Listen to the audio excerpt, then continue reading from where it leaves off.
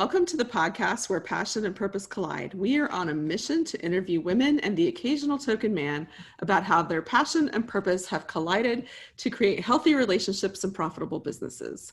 I am Elizabeth Denham, here with Rebecca Monet, and we are the co-founders of the Coterie for Women.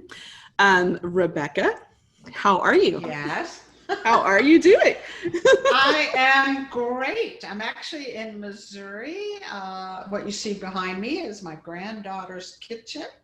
So I'm enjoying my time with my grandchildren. Wonderful. How are you doing? I'm good. Decent day, middle of the week, hump day. Yay! Trucking along.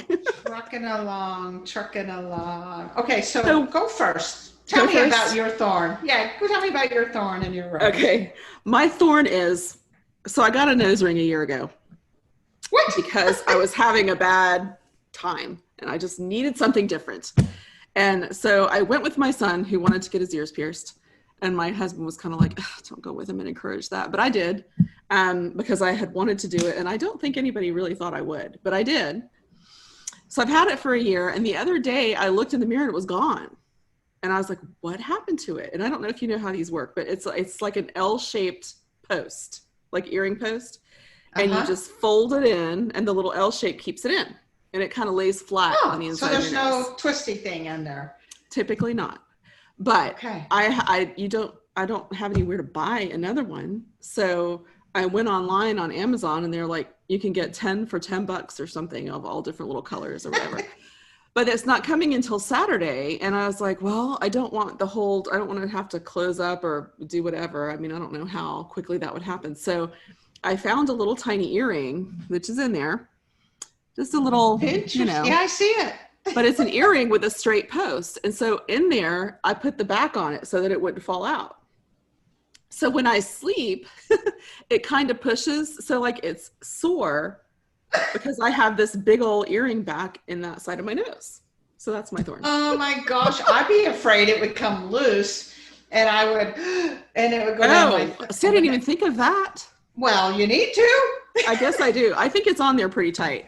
Oh my gosh. I just have this little sore spot where the back is pushing on my nose, like when I sleep. You got a bruise on the inside of your nose. Probably. So nobody can kiss it because it's not accessible. Exactly. So Saturday, I should have some little replacements. The life's challenges. This is massive. I don't know how you're doing it. I mean, theoretically, I could just take it out and be done with it, but I wasn't quite ready to be done with it. I kind of like it. I think I like it because people don't expect it of me. That's right. It is kind of a little wild. So that's my thorn. My rose is a pretty simple one. I got up this morning to do my walk and it was 56 degrees.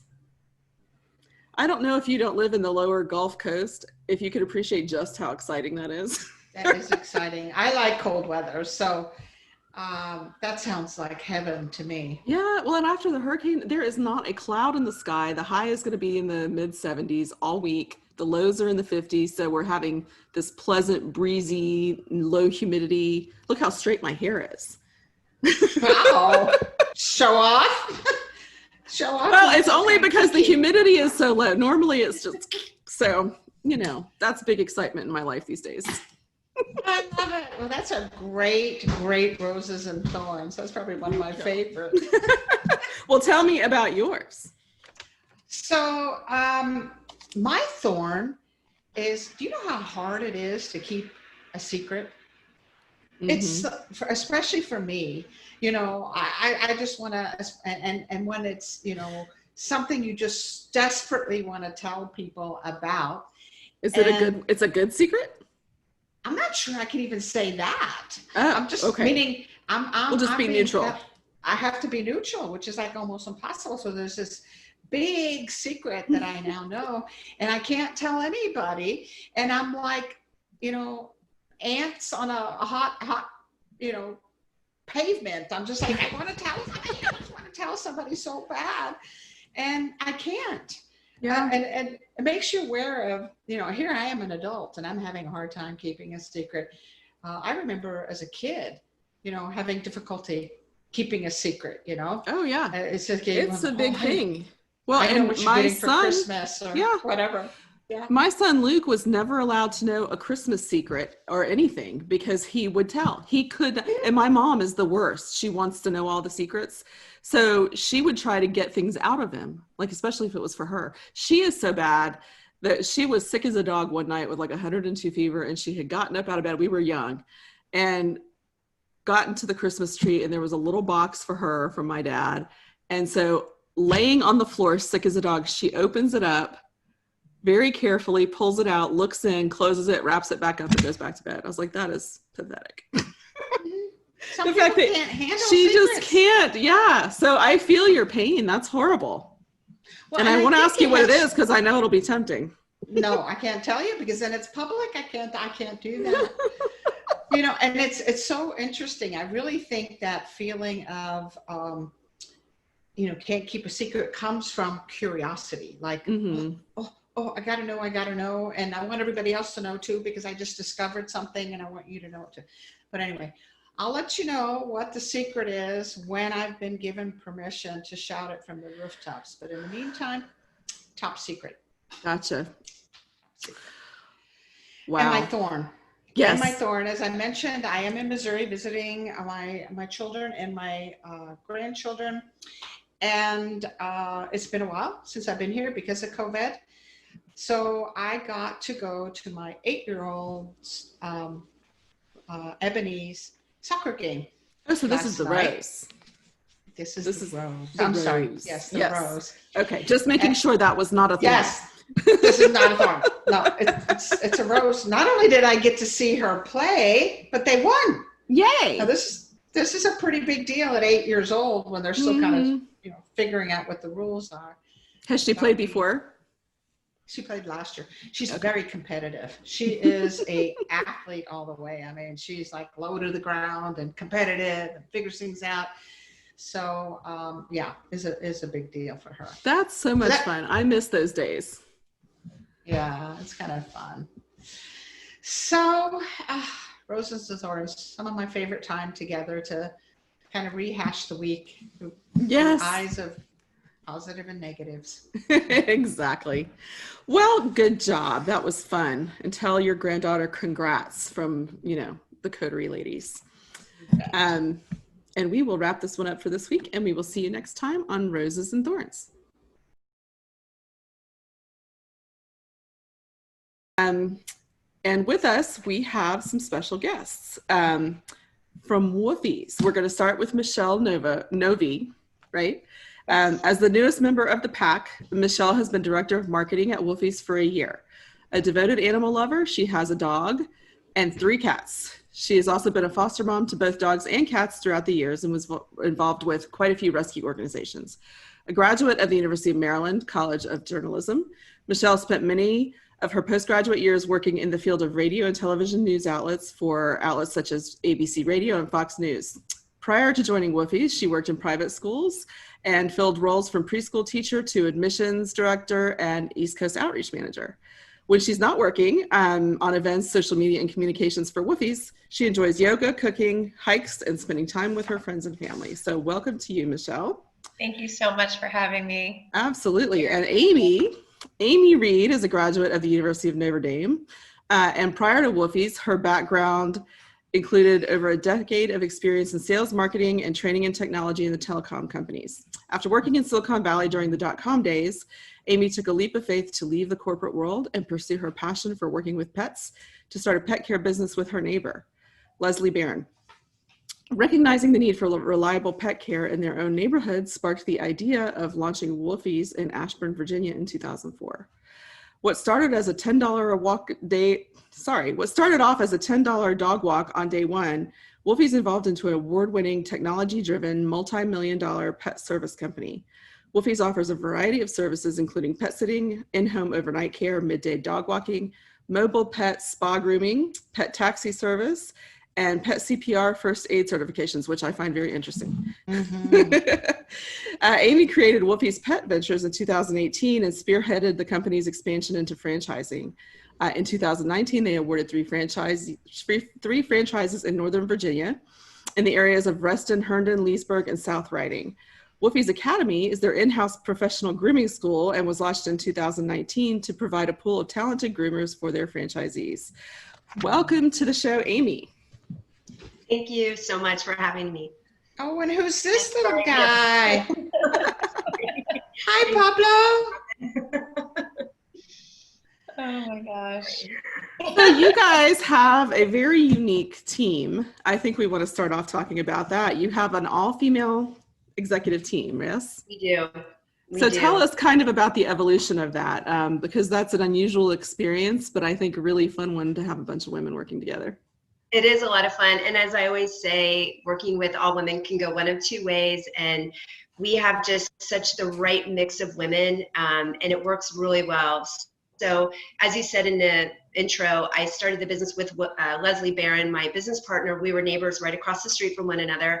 So we started our business in Ashburn. That was 16 years ago, this month actually. And so when we started a franchise, we really wanted to pick the very best of the best to join the franchise team. And we had such a pool of talented women that we worked with on our corporate side.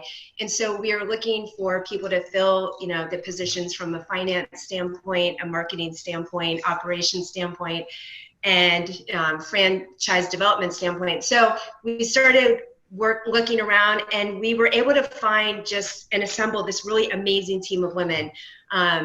Starting with my business partner, Leslie, and then we have my sister-in-law, Maggie, who does all the franchise development. We have Caroline, who started as a dog walker for us in college at Virginia Tech 10 years ago. And she worked her way up through the corporate ladder, I like to say, and is now, running the operations side of our franchise company. We also have Pat Colombo, who came on as our CFO, who's incredible. And then we also have Michelle Novy here with the marketing. So through a little bit of luck and also just kind of finding those really great talented people and being able to grow them through the company and have a career path for them and move them into the franchise company, we've somehow found ourselves with this really amazing team of women. So I feel very fortunate to work with them. I found it interesting when you were telling the story the other day about Carolyn, how she was a dog walker for you for a period of time. Mm-hmm. And then she decided to go off to corporate America and wasn't as fulfilled there, right? Even though she had this incredible talent, she chose to come back to Woofie. So clearly she saw something that she was getting there, this pack mentality or this sense of family or team or however you describe it. I just think it's amazing how she came back and she knew where home was. Well, that's interesting you say that, because she has described that as coming back home. She worked for us all through college, on every summer break, holiday break. Her parents are clients. Her sister worked for us. Her now husband, his sister worked for us. Her now in-laws worked as clients for us. And it was coming home, but she took a risk because she had, a year of corporate, and she knew right away it was not for her. She wanted to come back to Woofie's. And at the time we were still growing our consumer business, and she was actually our very first pet sitting manager. We created the role for her. We didn't even know if it would be enough to be a full-time position for her, but we knew we wanted her. And she came in, developed that role, and within a year was managing a team of 100 plus pet sitters at our peak levels. So she was just somebody that we knew early on that she just had that wherewithal to, move up within our corporate environment. We knew that she was entrepreneurial, so that was really great. She created that pet sitting manager role for us, but when we created the franchise business, she had that entrepreneurial spirit. She wanted to jump on board and learn all about franchising, just like the other team members did. But I think a big piece too is something that we identified early on with her and with the other team members of our franchise company. We have the same shared vision, the same mission, the same values.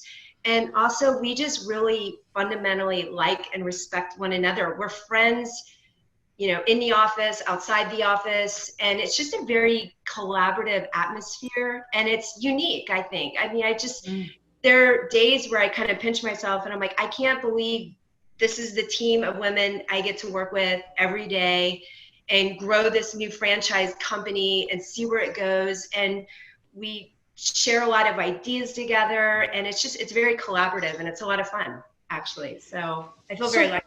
You are so blessed indeed. So Michelle, you're the newest member of this family. Yeah. So describe the entering into this family. Were you instantly embraced? Did you feel comfortable right away? Just tell me. I would say from the very first time I spoke with Amy on the phone, after I had answered the job ad, I knew right away. I just knew right away. And it's funny how things work that way. I was a Woofie's client for 6 years before I even, knew of any job opportunities with Woofie's. I was working in schools before that. So I, found the opportunity online and was so excited because I thought, oh, here I can combine two things that I love. One is marketing and the other thing is animals. And I never, sometimes you don't really imagine that your work life can be something that, you do as a hobby on the side. At the time I was just, fostering animals. I had my own dog. I had 3 dogs in the past. And then when this opportunity came along, I was so excited. And like I said, when I spoke with Amy on the phone, the very first conversation I had with her was I knew right away that that this was going to be a good thing. And then, throughout the interview process, just like Amy was saying, it was very collaborative. So I could see, the very first meeting I had was with Amy and Caroline, in-person meeting. So we talked a lot. We talked in depth. I think people that love animals already have a lot in common right off the bat. So that's pretty easy. But then after that that first meeting, then, Amy invited me to meet the other team members. So I also met Leslie and Pat. So no one was left out of that process. And I was also able to see, as on the other side, the interviewee, I was already able to see how that team operated. Yeah. This was a consensus. This was right. Everyone's opinion mattered. Does Michelle fit within our family, so to speak? Right. And I think, Amy and Leslie wanted to do that for my benefit as well. Not as much as, we want to see, of course, 50% of it is if we want to see if you will fit into our team and our family, but also, do you feel like you're comfortable fitting in with us as well? And like I said, as right off the bat, I felt it immediately. So it's been a year now. I think my anniversary is it was the 23rd of September. So it's just about 1 year ago, and it's the best job I've ever had. I will say that. And I've had many, many, many jobs, and I've had many fulfilling jobs too. I mean, I've had jobs that, were great and I was happy at, but I would say this to me feels like the place that I'll stay forever, if I can. So that's how I feel about it. It's been great. I think well, we have a visitor. So in terms of how that translates to the relationships that you have and the culture that you have with your franchisees throughout the system, how does this element of your culture carry through and trickle down, basically? I think, because that Amy and Leslie have built this culture in, our company, it just naturally trickles down to, inviting franchisees into the franchise network. They've just built a culture of collaboration and team spirit and hard work and customer service. And then of course, when they're meeting potential franchisees, those are things that we think about when we're looking for someone to join our franchise family as well. So I think it's just a natural, I think, in business, my opinion is that everything really comes from the top. So, the co-owners and co-founders of Woofies, if those weren't their most important values, you wouldn't be seeing that in the franchisees as well. And you wouldn't be seeing that in the team members. And I would also add, even not just with our corporate team members, but with our pet sitting and dog walking team members, our groomers. I'd say every part of the Woofies family is not left out of that equation. So Amy, as a leader, because I agree with you, Michelle, it's kind of the head controls the body, right? And so what we have is partners here that are on the same page with similar values, who have consciously created a culture of inclusivity and collaboration and family and team and appreciation and respect for one another. You live it, Amy, and Leslie lives it, and the rest of the team lives it, and then it trickles all the way down. Are there things that you do specifically with your franchisees to encourage their collaboration? Amy. Sure, good question. I think the biggest thing is to lead by example, and we're very involved with our franchisees. We have the good fortune of having a close proximity to them, so we can pop in at their offices, we join them at their events. So I think it's really important at all times to lead by example, to show how we work with our team members, how we work with our clients, and to make sure that they see that. And we are very lucky. We have 3 really amazing franchisees who have really embraced our culture and have that same passion for animals and have that same commitment to building a really solid team of people. And they're surrounding themselves with good people.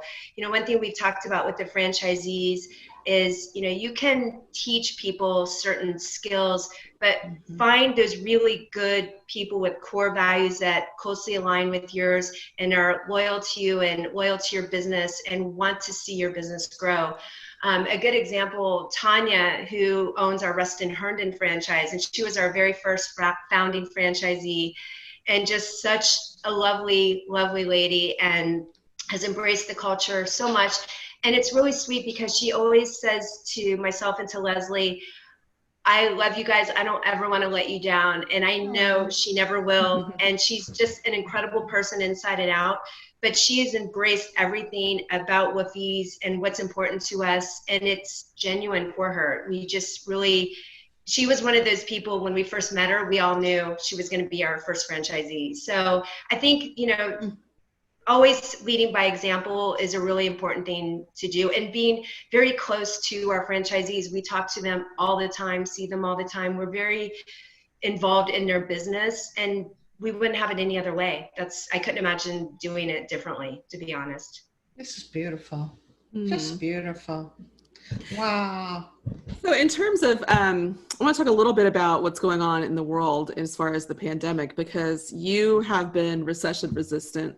And with this kind of culture, I would imagine that you all were very supportive and have been with your franchisees and how that they needed to navigate this new time of having to do PPE and be careful and that kind of thing. So tell us a little bit about how you've been navigating the last few months and how your culture has benefited those relationships during a crisis. Sure.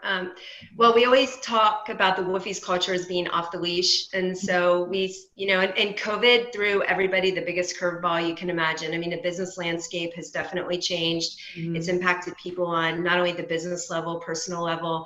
And I think the biggest thing that we had to do was keep marching forward. And during times of such uncertainty, representing to the franchisees a very strong, confident pace to continue moving forward.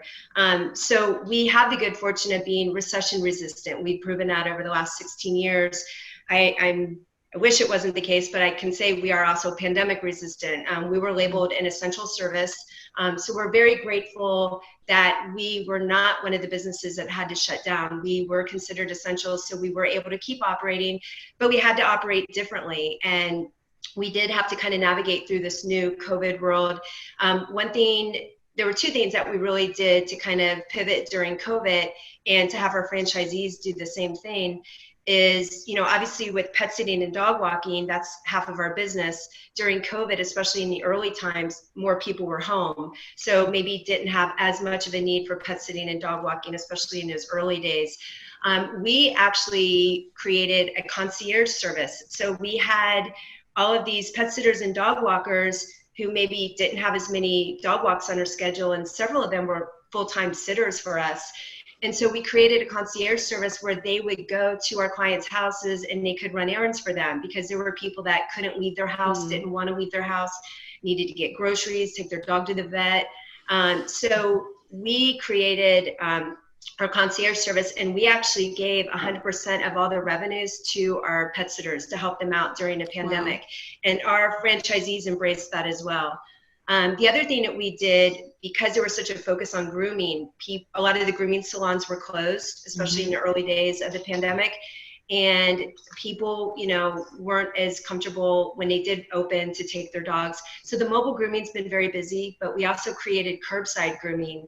So we now go to neighborhoods, apartment complexes, and that way they're all one-on-one appointments, but we can truly do curbside where there's really no contact with the clients whatsoever. And it just makes people feel more comfortable, but it's also created new line of revenue for our franchisees. So it was really important to stay strong and confident, not, be afraid of what the future holds, and just keep looking at ways we can continue to grow the business, because it's important for us to keep moving forward at our corporate office, but it's really important to keep our franchisees moving forward. So COVID's been a huge challenge, but I'm really proud of how the franchisees have kept through it. And what's really interesting is actually our first franchisee, Tanya in Reston, just got her second mobile grooming van.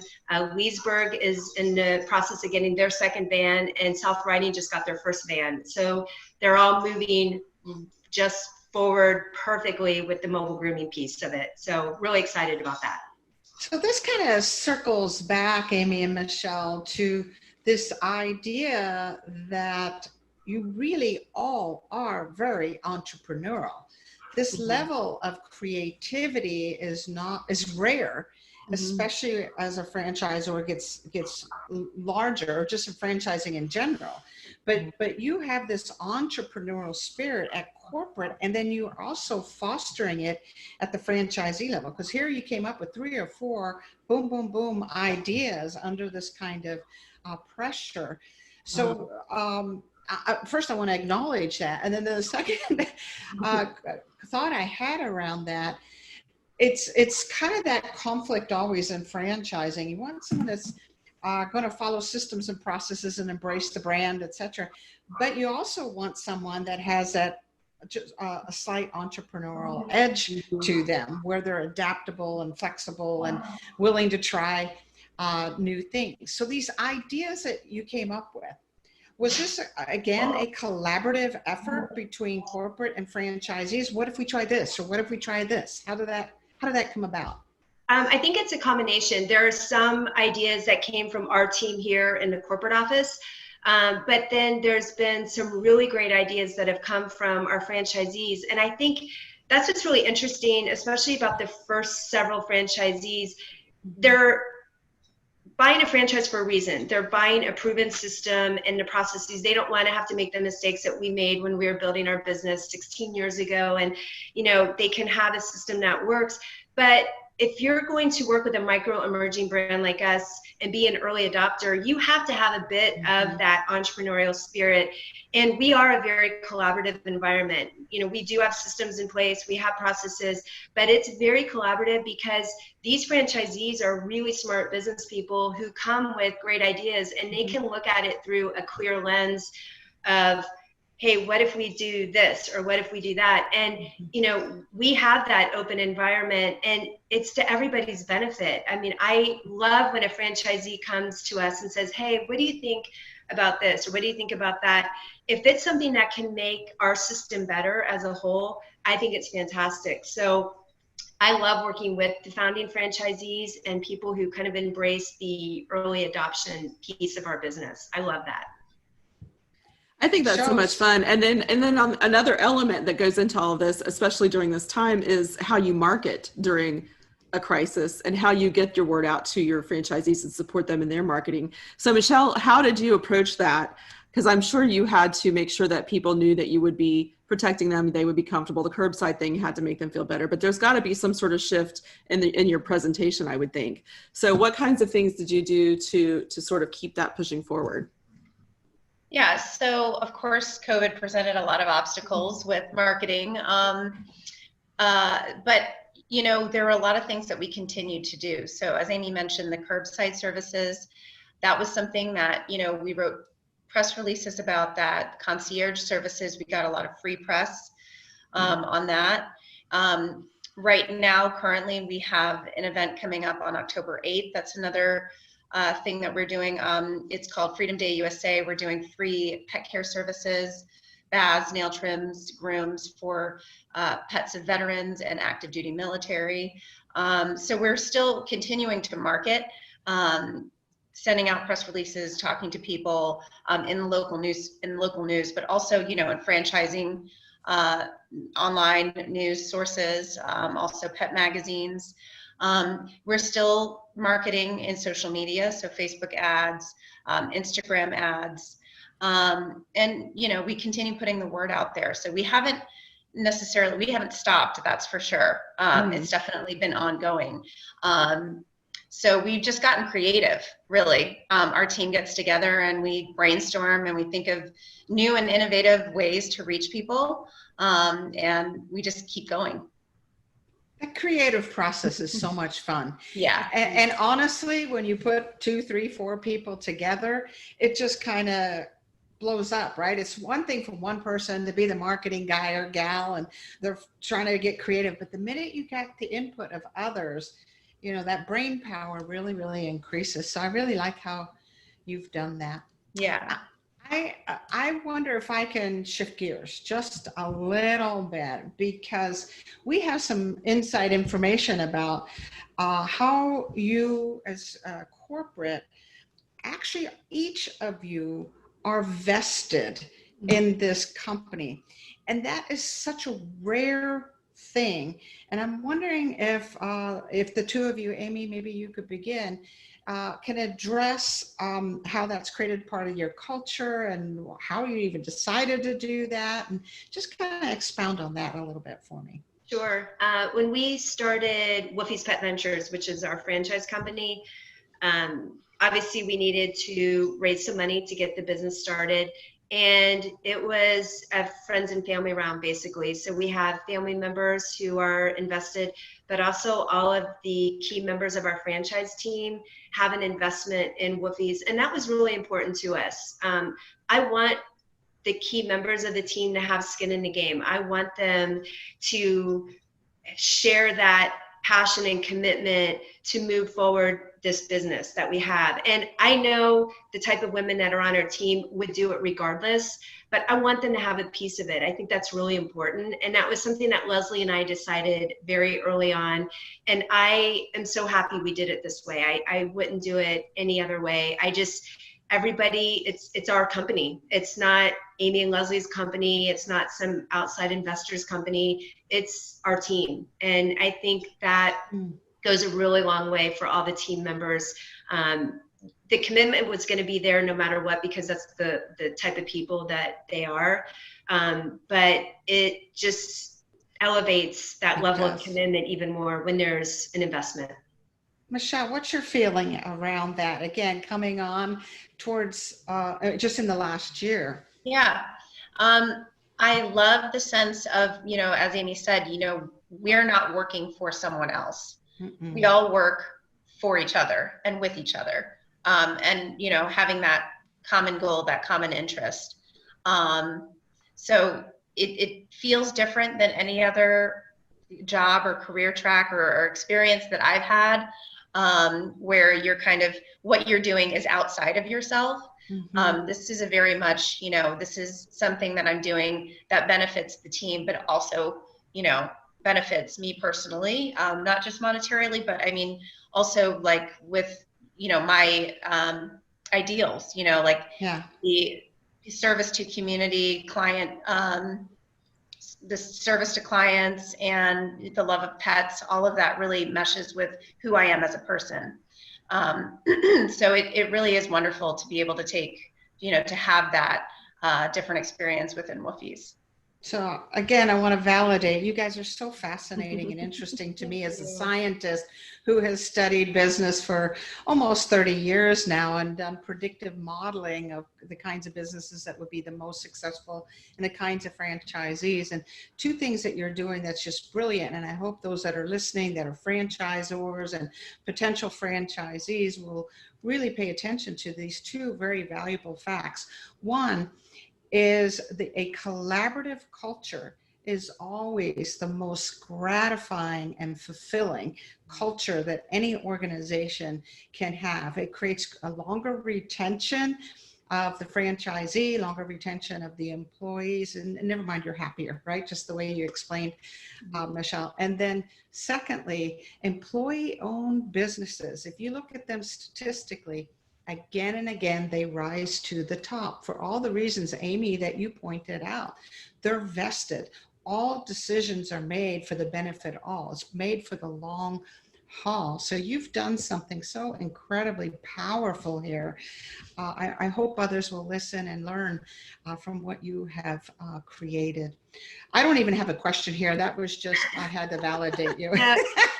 Thank you for saying that. Thank you for your kind words. And I think I would actually love a big shout out to my business partner, Leslie, because we started this 16 years ago. We literally lived right across the street from each other. So all of our neighbors and friends were like, oh, this is crazy. What are you guys doing? You're good friends, your neighbors. This is never going to work. And we ended up quitting corporate jobs. Like I quit a 6-figure salary and to go walk dogs. And 16 years ago, so many people just did this as a hobby. They didn't look at it as a real business. And people just didn't really take it that seriously. And they kind of looked at us like, oh, girls, what are you doing? So I think the two of us together have been such a good match from day one. We really complement one another.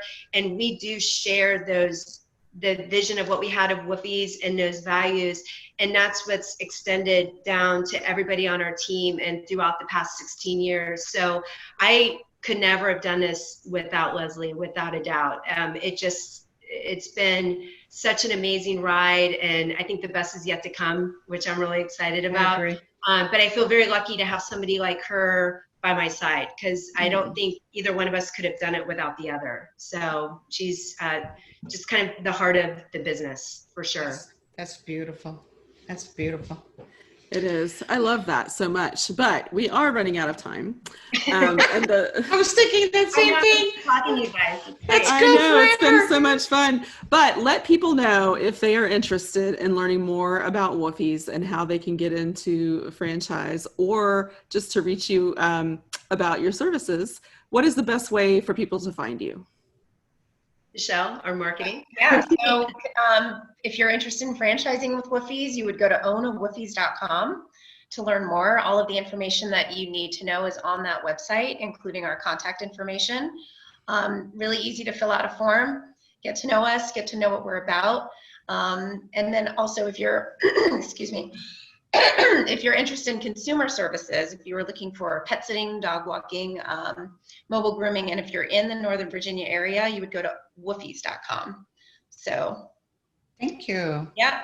And one thing about our team is, for any prospect that comes in who's looking at a franchise opportunity, we're engaged from the very beginning. So it's not this big reveal on discovery day and you meet the members of the team. We're right there every step of the way. And that's how we've done it with our first 3. And that's how we like to do it. So people will get to meet the Woofie's crew very early on in that. Which reminds me, do you have a picture of your team? Oh, yeah. Do you have a picture? Sure, if I can share my screen. Yes, absolutely. Let me allow you to do that. Okay. Show us what you got. I want to see these girls. Okay. So there we are. Oh, I love it. Oh, look how cute you guys are. Everybody from left to right. Yes, please. So on the left, on my left at least, is Caroline Murphy. She's our VP of Operations. Maggie Cruz is our VP of Franchising. There's Leslie Barron, co-owner, co-founder of Woofie's. And that's Amy Reed, of course, next to her. Also co-owner, co-founder. Our CFO, Pat Colombo, is next to Amy, and there's me and my dog Napoleon next to Pat. So that's our team. Yeah. Love it. Thank you. Yeah.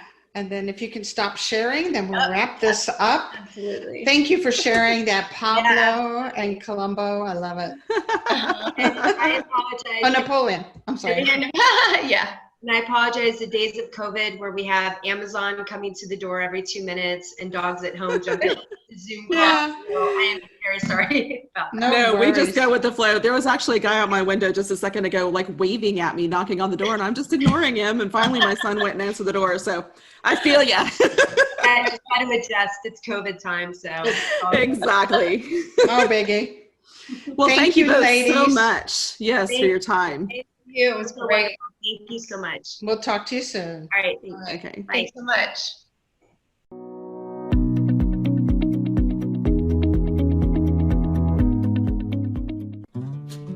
What do you think is the #1 challenge for franchisors?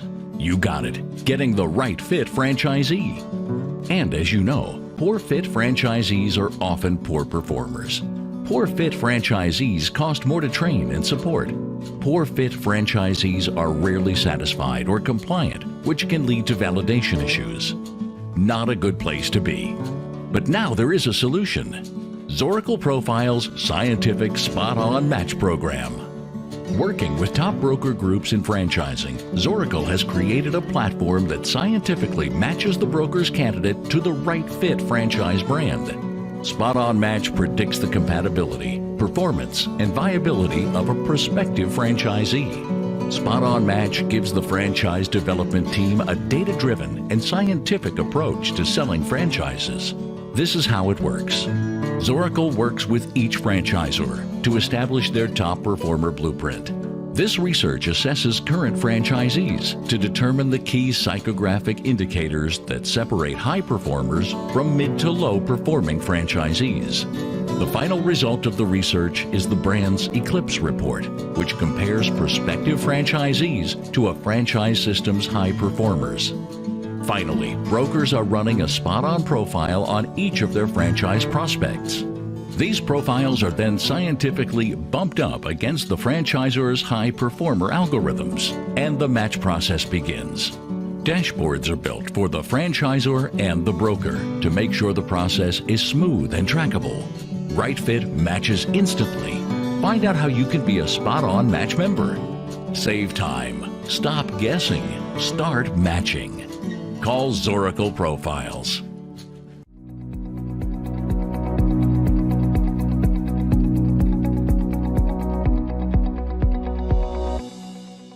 Welcome to Women in the Know, where we discuss everything from politics and policy to relationships and marketing, from franchise growth to difficulties between franchisees and franchisors. And we try to take what we've learned through our experiences and our interviews and share it with you on Women in the Know. So Rebecca, this week's topic is about the benefits of having employees or team members vested in their company, as Amy Reed has in Woofie's, an emerging franchise. So we were talking with her about that, but we wanted to expand the topic a little bit because I think it's such an unusual thing that they're doing and not enough people consider that as a business model. It's so true. In my 30 years of businesses and helping folks structure businesses and grow businesses, it is like 1 in a million companies who choose to have all of their leadership team be vested, meaning they've put money into this business or some intellectual property or some resource of some sort where they buy into the company and then they receive back a portion of the profits. So it's a very rare business model.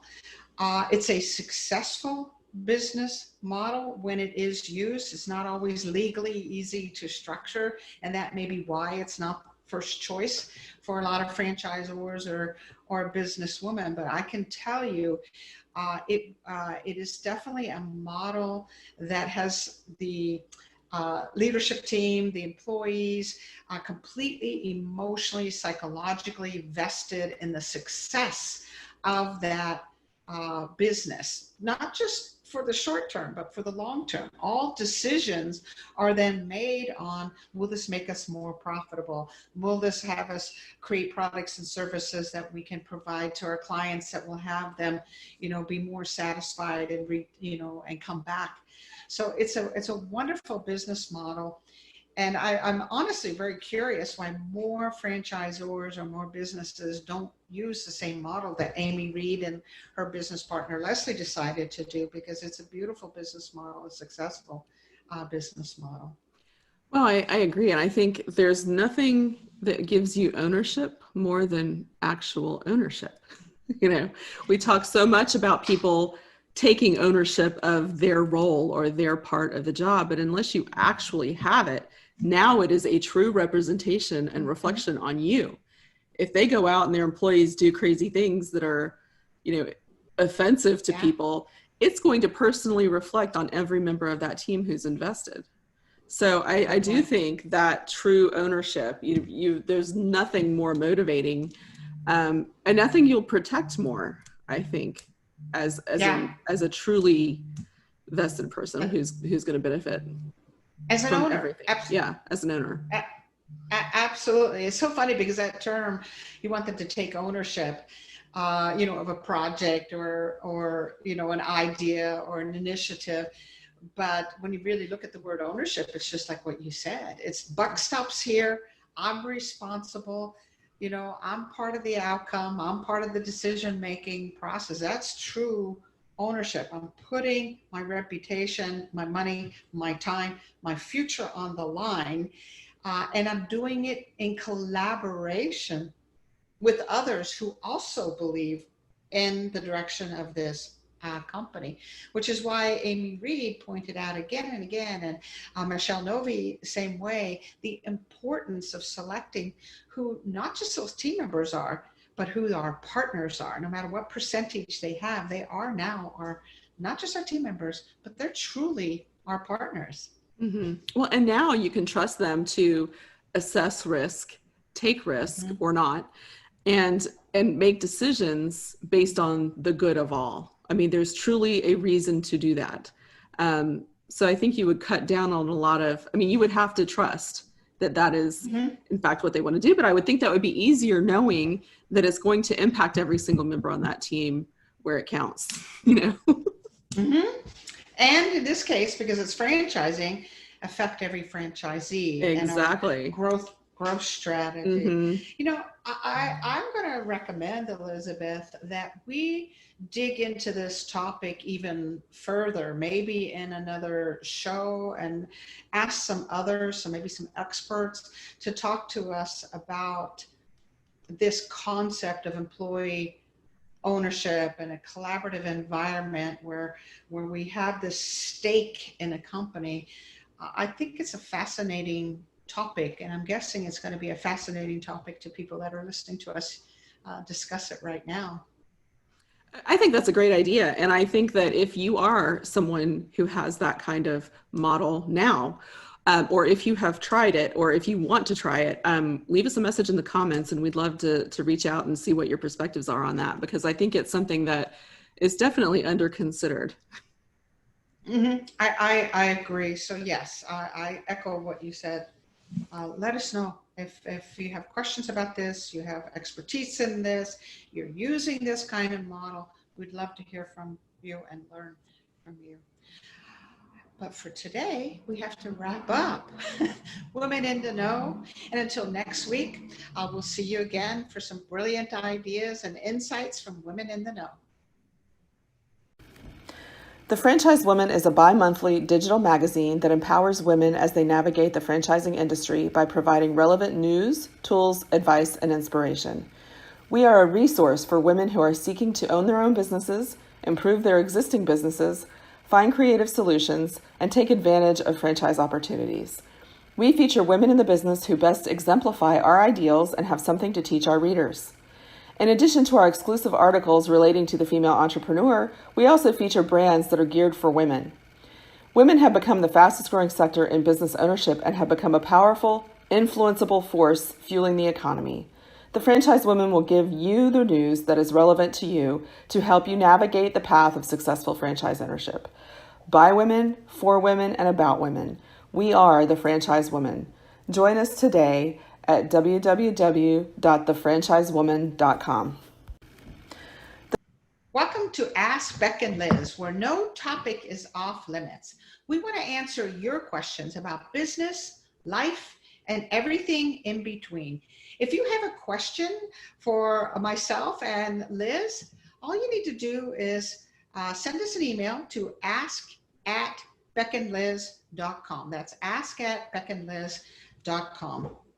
So, Elizabeth, our question today actually stems from our conversation with Amy Reed of Woofie's and how she and her business partner and co-founder have created this incredibly collaborative team. So Leslie Barron and Amy Reed have just done a beautiful job putting together this team. And I guess my question is, how the heck do you do that? How do you find them? Yeah. How do you find them? How do you cultivate them? How do you make it work? I think that's such a great question. I think if we all knew the answers, we would not be in some of the situations we have been in our lives. Because we've all been in situations that were not ideal in a work life. But I think what they do is the way that they communicate within their team. They, one person may interview someone coming in and then they meet with the whole team and then everybody kind of gets to know and puts input. And I think when you have that dynamic, you can sort of see how someone relates to a bunch of different people. Instead of just one, like I might get along with somebody just fine, but they might drive you insane, so having that group interview, I think might help them. And I think some of it's probably dumb luck. To a degree. Well, and Amy actually said that in some ways it was luck, but the common denominator that came up was the shared values. And as you know, with the Zoracle tool, that's one of the primary ways for franchisee selection. And Amy was talking about, it was the way she and Leslie also selected partners, franchisees, team members, groomers, pet walkers, all of those things. Do they share our values? And so they're very clear on what their values are. And then, they interview in such a way to make sure that their future employee or partner is one that shares those values. So I think that's a good start down a right track. I think so too. And I think when you're that crystal clear on what your culture and your core values are, and you can articulate those to somebody else, you may have people weeding themselves out and saying, yeah, that's not how I work. That's not how I communicate effectively. That's not how I function, whatever. And hopefully would have the good sense to know this isn't going to be a good fit for you. So I think it goes on both sides. But I think if you do not have it very clear in your own mind, and then in the way that you express what those values are, what that culture is, and what you're looking for, you're going to leave a lot up to chance. Indeed. The other thing that Leslie and Amy had was they described it as transparency, right? So this authenticity, this genuineness, this transparency with one another. So it appears that there's such trust and transparency with one another that if Leslie said to Amy, or Amy said to Leslie, or they said to one of the team members, this doesn't work for me. I don't have a really good feeling about that. Or here's what I noticed. There's this incredible trust and honesty amongst them that they're heard. It's not like, oh, that's going to make her upset, or that's going to, not be accepted. It's like, okay, we're in this together. We're partners. And if we're not on the same page about this person or this potential future business partner or team member, and we're not all on the same page, and it's not the right person for us. And that actually goes back to the whole conversation we had in the Women in the Know segment about ownership. and how you can trust somebody when they have ownership because you know they want good for everyone. So it's I think that maybe plays an even bigger part than we realize now that we're talking about the culture, and how you build that. I think it's all intertwined. Agreed. It's true. And we could hypothesize till the cows come home about how this is created. And obviously, I think we got some pieces of the puzzle and what we've talked about and what Michelle talked about and Amy talked about and others have talked about. You know, Renee Israel was a good example of that when she talked about the culture they have. So, but I'm curious if others have some idea of how you build that team. How do you select the right team? How do you create that cohesiveness, that collaboration, that creativity, that accountability? How do you do that day in, day out? In Amy's case, 16 years, and she still has nothing but adoration for her business partner who was once a neighbor. How do you do that over the long haul to have 2 people, 3 people, 5 people, 8 people all going the same direction? It's a pretty incredible thing. So I would love to hear from others what their opinions are about how you create that kind of environment. Agreed. So leave your comments. Leave your comments below and we will respond. We're collecting data, so who knows where it may end up. Exactly. Yeah, we're here to help all of us learn and to grow and to have conversations that maybe we wouldn't have other places, right? So for today, I want to thank everyone for joining us. Where passion and purpose collide, profits are made, and relationships are forged. This is Beck and Liz signing off and wishing you another purpose-filled and profitable week.